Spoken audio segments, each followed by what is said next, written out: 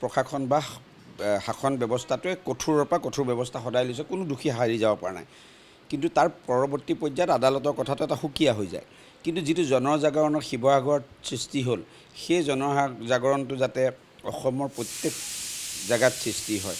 এতিয়া দেখা গৈছে যে আমাৰ এইবিলাক জনজাগৰণ কৰিব পৰা ব্যৱস্থা আজিকালি বৰপেটা, ধুবুৰী, গোৱালপাৰা, মৰিগাঁও কিছু অঞ্চল, নগাঁও কিছু অঞ্চল সেই ব্যৱস্থাটোৱেই নাই। ঢিঙৰ কালি ঘটনাটো আপোনালোকে দেখিছে, মানুহখিনি কেনেকৈ ভয়ত আছে। গতিকে আমি সকলোৱে এই ক্ষেত্ৰত সজাগ হ'ব লাগে আৰু আমি যাতে এই ক্ষেত্ৰত সকলোৱে মাৰ বান্ধি থিয় হওঁ, কাৰণ এইটো এটা সামাজিক সমস্যা।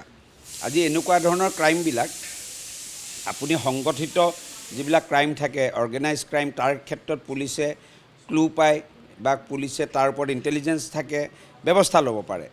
কিন্তু এনেকুৱা এজন ব্যক্তিয়ে ব্যক্তিগতভাৱে কৰা এনেকুৱা ক্ৰাইম বা এনেকুৱা জঘন্য ঘটনাবিলাক পুলিচে হোৱাৰ পিছতহে কৰিব পাৰে, তাৰ আগতো কৰাৰ কোনো অৱকাশ নাথাকে। কোনোবা মানুহ এজনে যে ব্যক্তি এজনে যে এনেকুৱা ধৰণৰ জঘন্য অপৰাধ এটা কাৰোবাৰ ঘৰৰ ভিতৰত কৰে, ঘটনাটো হোৱাৰ পিছত জনাৰ অৱকাশ। কিন্তু এই সাহসবিলাক পাইছে কেনেকুৱা ধৰণৰ মানুহ এই কামবিলাকত বেছিকৈ জড়িত হৈ আছে, সমাজখনে সেইটো চোৱাটো দৰকাৰ। কাৰণ দিনে দিনে আমাৰ খিলঞ্জীয়াৰ ওপৰত এই ধৰণৰ ঘটনা বাঢ়ি গৈ আছে। আৰু সেইকাৰণে মই সকলোকে, যিসকলে এছেম্বলিটো লম্ফজম্ফ কৰে বা টিভি ষ্টুডিঅ'টো কৰে বা ফেচবুকতো কৰে, কালিয়ে মই এটা ব্যক্তিগত চেনেলত সেইসকল ব্যক্তিকে অনুৰোধ জনাইছোঁ, আপোনালোকে ধুবুৰী, বৰপেটা এইবিলাক জেগাত নেতৃত্বটো লওক। বস্তুবিলাক কি হয়, চবেই ৰাজনৈতিক দৃষ্টিভংগীৰে বস্তুবিলাক চাব বিচাৰে। গতিকে ৰাজনৈতিক দৃষ্টিভংগীৰে চাই ভোটৰ লাভ লোকচানত গৈ পিনে কিছু ব্যক্তিক সাহস বঢ়াই দিছে। গতিকে সেইটো বেয়া। আমি এই চৰকাৰ কঠোৰভাৱে এই ব্যৱস্থাৰ ওপৰত, এই ঘটনাৰ ওপৰত ব্যৱস্থা ল'ব। কিন্তু ঘটনাটো হৈছে যে এনেকুৱা ঘটনা কৰিবলৈ যাতে সাহসেই নকৰে। সমাজখনে যেনেকৈ শিৱসাগৰত যি নিদৰ্শন দাঙি ধৰিলে, অন্য জেগাতো দাঙি ধৰা উচিত। মই ইতিমধ্যে আৰক্ষী অধীক্ষকৰ লগত ৰাতিপুৱা কথা পাতিছোঁ।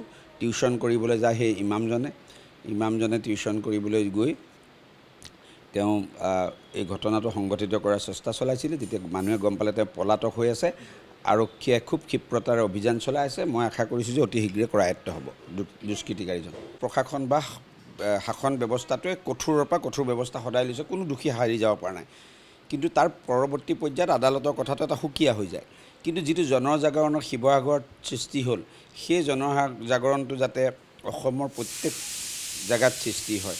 এতিয়া দেখা গৈছে যে আমাৰ এইবিলাক জনজাগৰণ কৰিব পৰা ব্যৱস্থা আজিকালি বৰপেটা, ধুবুৰী, গোৱালপাৰা, মৰিগাঁও কিছু অঞ্চল, নগাঁও কিছু অঞ্চল সেই ব্যৱস্থাটোৱেই নাই। ঢিঙৰ কালি ঘটনাটো আপোনালোকে দেখিছে, মানুহখিনি কেনেকৈ ভয়ত আছে। গতিকে আমি সকলোৱে এই ক্ষেত্ৰত সজাগ হ'ব লাগে আৰু আমি যাতে এই ক্ষেত্ৰত সকলোৱে মাৰ বান্ধি থিয় হওঁ, কাৰণ এইটো এটা সামাজিক সমস্যা। আজি এনেকুৱা ধৰণৰ ক্ৰাইমবিলাক আপুনি সংগঠিত যিবিলাক ক্ৰাইম থাকে, অৰ্গেনাইজ ক্ৰাইম, তাৰ ক্ষেত্ৰত পুলিচে ক্লু পায় বা পুলিচে তাৰ ওপৰত ইণ্টেলিজেঞ্চ থাকে, ব্যৱস্থা ল'ব পাৰে।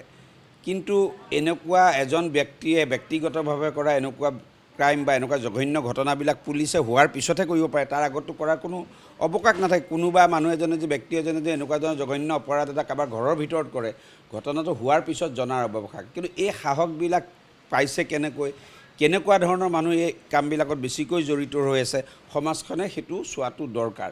কাৰণ দিনে দিনে আমাৰ খিলঞ্জীয়াৰ ওপৰত এই ধৰণৰ ঘটনা বাঢ়ি গৈ আছে। আৰু সেইকাৰণে মই সকলোকে, যিসকলে এছেম্বলিটো লম্ফজম্ফ কৰে বা টিভি ষ্টুডিঅ'টো কৰে বা ফেচবুকতো কৰে, কালিয়ে মই এটা ব্যক্তিগত চেনেলত সেইসকল ব্যক্তিকে অনুৰোধ জনাইছোঁ, আপোনালোকে ধুবুৰী, বৰপেটা এইবিলাক জেগাত নেতৃত্বটো লওক।